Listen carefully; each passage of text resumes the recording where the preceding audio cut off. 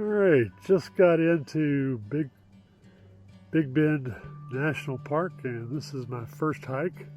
Haven't even checked into the lodge yet because I can't check in until 4, but I'm going to go to the Dog Canyon. It's about 2 miles that away. Just to give you an idea of what I'm looking at as far as the surroundings. It's a mix of desert and mountains, and that little slot canyon that's back there, just under 2 miles. I think it's a mile there and a mile back, so it's not as bad as it sounds. Anyway, we shall see.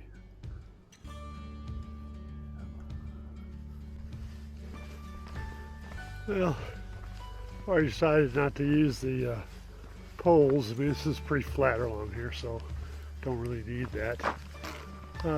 Just thought I'd show you. I'm going to flip this around real quick. These are little cairns along the way. I don't know if you can see out there, it might be too far. But about every, say, 100 feet or so, I have these little rock piles set up, and that's to indicate where the trail is, because otherwise it's just wide open space here. Very tiny little rocks, and a lot of sand, of course, a lot of gullies and washes, but for the most part pretty flat, so it's fairly easy going.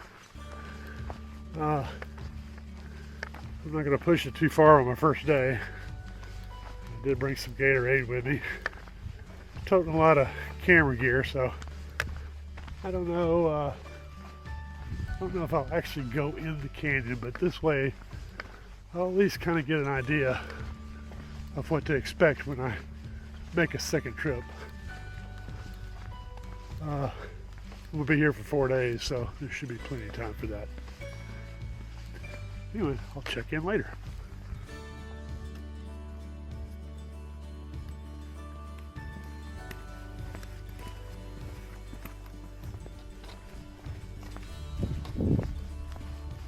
Don't know what the temperature is.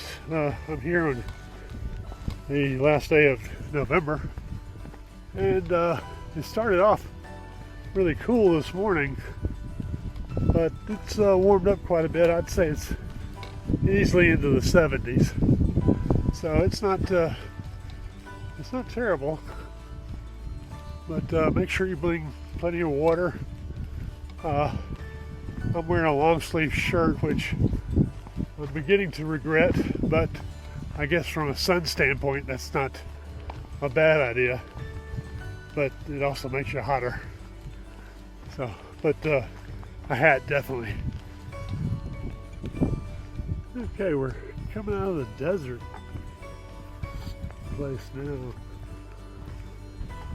and this is a little bit of a hilly wash. Here we go. Yeah, I wasn't sure I was in the right place. This trail follows a dry wash down from the canyon, down from this point to Dog Canyon. So this is the way. It doesn't look like it's too steep, but I am going to put away the camera so I don't have to fool with it while I'm trying to navigate. So we'll see. Well, I got about 30 yards into this, and it doesn't seem to be the end to these medium-sized rocks that are loose.